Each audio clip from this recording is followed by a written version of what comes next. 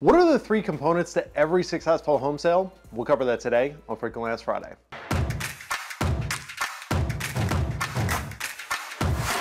What is going on, party people? In this video today, we're going to cover the three elements to a successful home sale and the 9 sub-points to each one of those 3 main points. This is going to be fun. There's going to be graphics. Let's jump into it. So the first component of a successful home sale or element in a successful home sale is the market itself. Now, this is something that myself as an agent, you as a prospective home seller cannot influence, cannot control. This is 100% out of our control. We have to adjust our approach accordingly, according to the market. And when we're talking about the market, we're talking about 3 things specifically. Number 1 is the national economy as a whole, as well as the local economy. You know, neither you nor I can affect the economy. It is what it is, but it is something that we have to take into account. If we've got a booming economy, that's usually great for the housing market. If we have a rough economy, that can have a different effect on the housing market. Secondly is the interest rates or the interest rate environment that we are currently in. Obviously, when interest rates are lower, it's much easier for buyers to qualify and to be able to pay more for homes. However, when interest rates rise, typically buyers get a little bit more reserved with what they're willing to pay for homes, simply because they're going to have a higher monthly mortgage payment just given the current interest rate environment. And then last but not least, the other portion of the market that we always have to be cognizant of is our competition. So these are the other listings that are coming on the market, and competition is an ongoing thing, right? When you are on the market,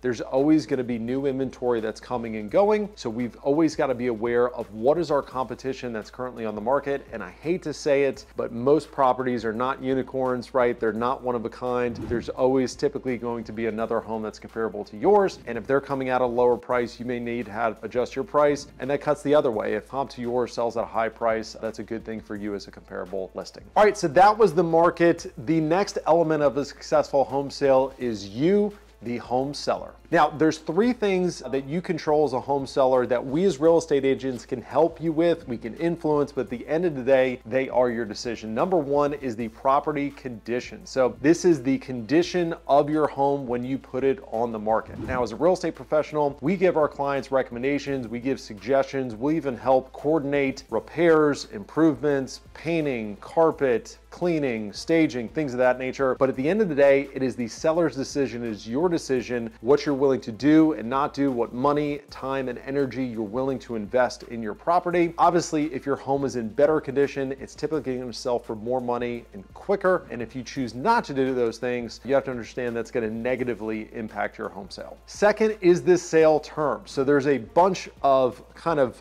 terms that wrap up into this, but this is terms such as how much, if anything, of a buyer's agent commission you're willing to offer, how quickly or not quickly you're willing to close, do you need a rent back when you go to sell your property, are you willing to negotiate repairs? All of these things are different sales terms, different components of a sales contract, and obviously the more flexible you are, the easier it makes it to get your home sold, whereas the more rigid you are, or specific terms you need, sometimes the harder it makes to sell a property. And then last but not least is the asking price of the property, right? Everybody's favorite friend, the price. So once again, we as real estate agents can do comparables, we can do analysis, we can make suggestions, we can give you pricing strategies, but at the end of the day, you as the seller have to make a decision as to what you're willing to list your home for and also what you're willing to sell your home for. And that is 100% your decision. And then last but not least, our good old friend, the real estate professional. So this is what actually falls on our plate. This is what actually we have domain over, and I'm going to give you 3 elements. Number 1 is the marketing plan. And when we are talking about the marketing plan, we are specifically talking about how can we gain the maximum exposure for your property? How can we make sure everyone under the sun that is looking for homes is aware of your property, sees your property, and sees it in the best light? That is something that we have 100% control over as real estate professionals. Number 2 is negotiation. How well can we negotiate? Now, what's interesting is the marketing plan and negotiation kind of go hand in hand, because the number 1 ingredient to negotiation, or the biggest factor that affects negotiation, is leverage. If you have a house, if you have a product that everybody wants, it is very easy to negotiate. If you have a house that you cannot give away, that makes negotiation that much harder. So the better that we are at our marketing plan, the more interest we're able to generate in a property, which creates more leverage, which ultimately in the day makes it easier to negotiate. And then last but not least is deal support. This is getting you to the finish line. This is make sure that we meet all our contingencies, that we cross all of our T's, that we dot all of our I's, that we support you as the home seller throughout the transaction and carry you from, you know, the time that we decide to work together all the way to the closing table where you're walking away with a check. So guys, that was the 3 elements of a successful home sale. I hope that made sense. If you have any questions, if there was anything I didn't cover, throw it in the comments below, shoot me a direct message. Thanks for tuning in. Look forward to seeing you next week.